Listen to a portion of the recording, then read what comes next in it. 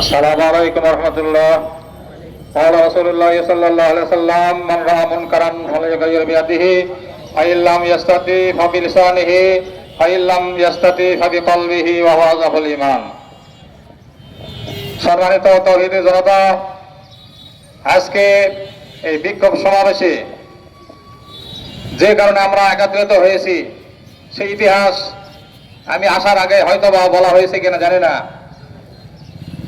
Israel নামক অভিশপ্ত রাষ্ট্রটি, Israeli অভিশপ্ত জাতি, তারা শুধুমাত্র এই সময়ে ফিলিস্তিনিদের আক্রমণ করে ক্ষান্ত নয়, এদের ইতিহাস অতীত ইতিহাস বিশ্বাসঘাতকতার ইতিহাস।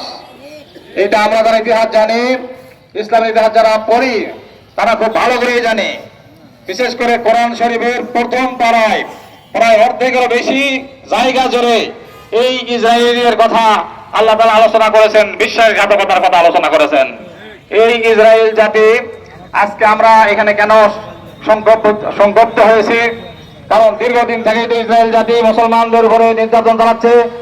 উপর থেকে বোমা হামলা করে প্রায় 48 থেকে 50 হাজার নারী, শিশু এবং নিরীহ মানুষকে হত্যা করেছে। কিন্তু আজকে আবার কেন এই মাপচর্চা আমরা একত্রিত হয়েছি?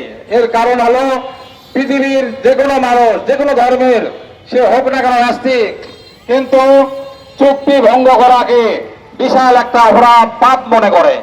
কিন্তু ইসরায়েল জাতি এমন একটা অভিশপ্ত জাতি যারা যুদ্ধবিরতির চুক্তি করেছে।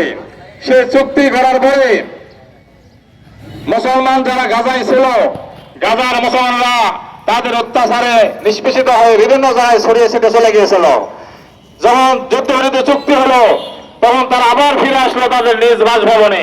যদিও তাদের বাসা বাড়ি ভাঙাচোরা, তাঁবুর মধ্যে থেকেছে, তারা ফিরে এসেছে নিজ জায়গায়।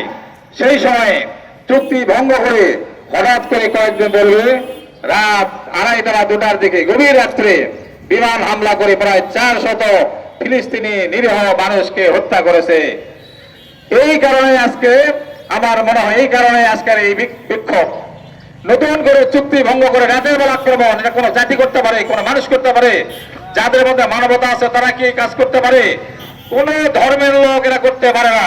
কিন্তু ইহুদি জাতি এমন একটা বিশ্বাসঘাতক জাতি, অভিশপ্ত জাতি, যারা এই কাজটি করেছে। সেই জন্য আমার পূর্বের বক্তারা যে কথাগুলো বলে গেলেন, আমি আর সেগুলো রিপোর্ট করতে চাই না। আমি মসজিদেও বললাম, একটা হাদিস একটা বললাম, সেটা হলো আমাদের ক্ষমতা থাকলে হাত ব্যবহার করতে হবে, না থাকলে জবান ব্যবহার করতে হবে, না থাকলে অন্তর দিয়ে ঘৃণা করতে হবে। কমপক্ষে আমাদের হাতে যতটুকু শক্তি আছে সেই শক্তি আমরা ব্যবহার করব। সেই শক্তি ব্যবহারের মধ্যে হচ্ছে ইসরায়েলি পণ্য বর্জন যে ঘটনাটা হয়েছে, এই বর্জন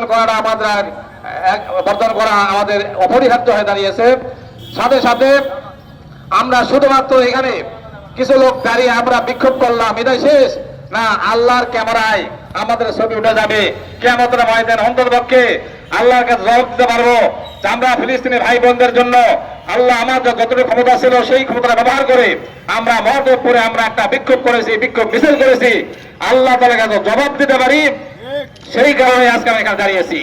সাথে সাথে আমাদের ইমানি চেতনা জাগ্রত করতে হবে যে শুধু বাংলাদেশ নয়, শুধু মহদেবপুর নয়, শুধু বাংলাদেশ নয়, গোটা মুসলিম বিশ্বের যতগুলি রাষ্ট্র আছে, সকল রাষ্ট্র প্রধান সহ সকল রাষ্ট্রের মুসলমানদেরকে একত্রিত হয়ে এই ইসরায়েলের বিরুদ্ধে যতক্ষণ পর্যন্ত যুদ্ধ ঘোষণা না করা হবে ততক্ষণ পর্যন্ত এটা থামবে না। সেই কারণে আমাদের আহ্বান হবে গোটা মুসলিম বিশ্ব প্রায় 57টি রাষ্ট্র, এই 57 রাষ্ট্রকে একত্রিত হতে হবে কমপক্ষে এই ফিলিস্তিনি ইস্যুতে।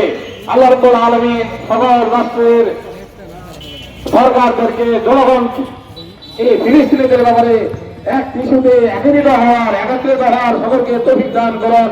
এই বলে আমি আমার বক্তব্য শেষ করছি। আসসালামু আলাইকুম ওয়া রাহমাতুল্লাহ।